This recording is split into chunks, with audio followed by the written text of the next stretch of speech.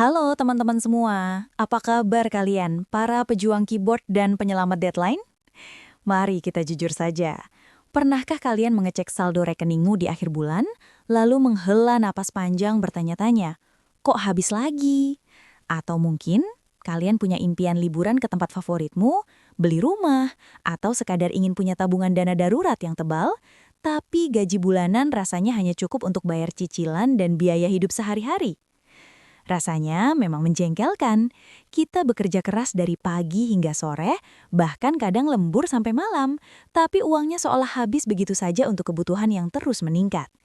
Namun, jangan biarkan rasa pasrah itu membuat kalian mandek.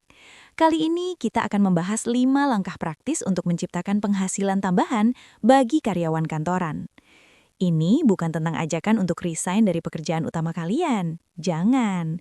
Ini tentang bagaimana memanfaatkan waktu, skill, dan sumber daya yang sudah kalian miliki untuk membuka keran penghasilan kedua. Siap untuk mulai? Mari kita bahas satu persatu. Langkah pertama, ubah mindset dari karyawan menjadi intrapreneur. Langkah pertama ini adalah pondasi dari semuanya. Sebelum kita bicara soal uang, kita harus bicara soal pola pikir. Selama ini banyak pegawai kantoran yang terjebak dalam pikiran linier. Kerja, gajian, habis, kerja lagi. Kita merasa bahwa satu-satunya sumber uang adalah gaji dari atasan. Saatnya ubah pola pikir itu. Jadilah intrapreneur atau wirausahawan di dalam tempat kerja. Artinya, treat pekerjaan kalian saat ini sebagai investor utama atau sponsor bagi hidup kalian. Gaji karyawan adalah modal dasar. Tugas kalian bukan hanya bekerja, tapi juga mencari cara agar uang tersebut bekerja lebih keras.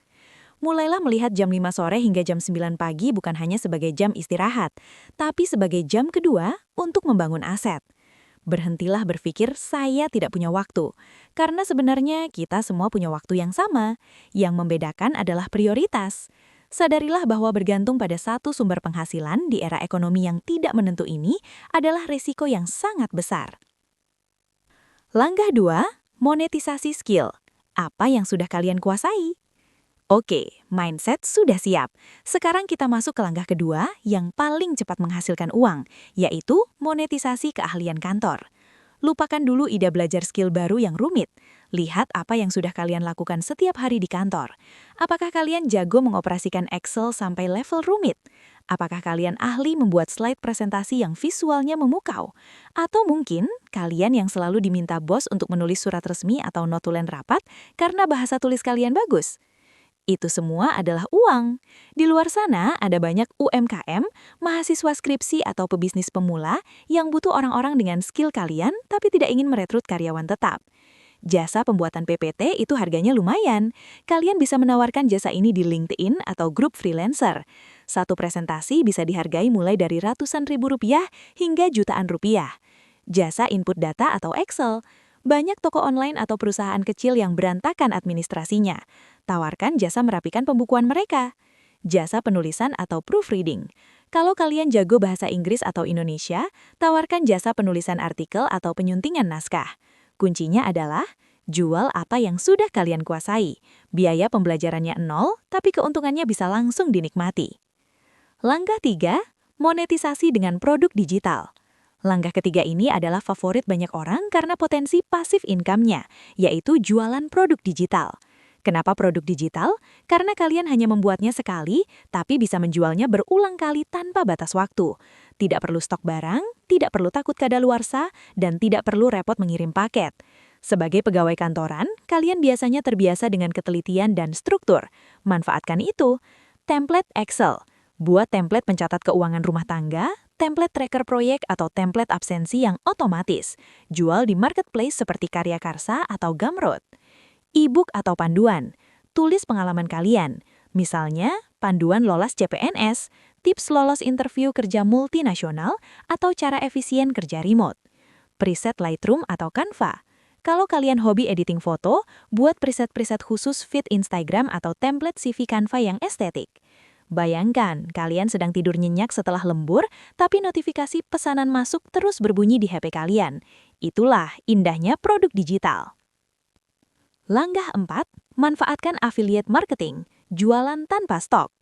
Kalau kalian malas membuat produk atau melayani klien satu persatu, cobalah langkah keempat, yaitu affiliate marketing. Konsepnya sederhana. Kalian mempromosikan produk orang lain, kalau ada yang membeli lewat link atau kode kalian dapat komisi. Sebagai pegawai kantoran, kalian seringkali menjadi trendsetter bagi teman kantor atau followers di sosial media. Pakailah Ingaroid itu. Daftarlah di program afiliasi e-commerce besar di Indonesia atau marketplace lainnya. Pilihlah produk yang relevan dengan kehidupan kantor atau hobi kalian.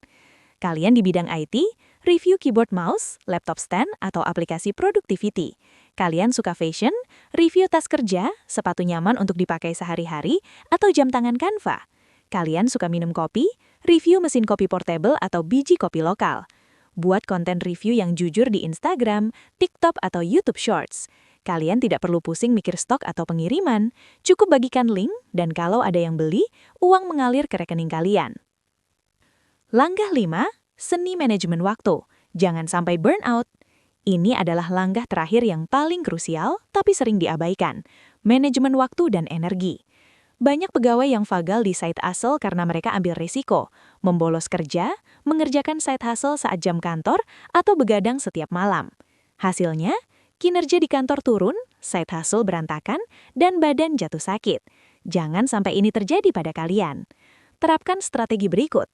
Pertama, disiplin waktu. Sisihkan waktu khusus. Misalnya 1 jam sebelum berangkat kerja atau 2 jam setelah pulang kerja, khusus untuk side hustle. Di luar jam itu, fokus total ke pekerjaan utama. Kedua, gunakan akhir pekan dengan bijak. Sabtu dan Minggu adalah waktu emas. Gunakan salah satu hari untuk mengerjakan tugas-tugas berat side hustle, seperti membuat produk atau mencari klien. Ketiga, automasi. Sebagai pegawai kantoran, kalian seharusnya paham efisiensi. Gunakan tools untuk membantu pekerjaan side hustle kalian agar tidak memakan waktu terlalu lama. Keempat, istirahat yang cukup. Kesehatan adalah aset terbesar. Jangan tukar kesehatan dengan uang recehan. Kalau capek, istirahatlah. Dunia tidak akan runtuh jika kalian istirahat. Mari kita rangkum 5 langkah strategis untuk mendapatkan penghasilan tambahan bagi pegawai kantoran. Ubah mindset, berhenti bergantung pada satu gaji. Mulailah berpikir seperti pengusaha. Monetisasi skill, jual kemampuan kantormu ke pasar yang lebih luas. Jual produk digital, buat aset yang bisa menghasilkan uang pasif selamanya.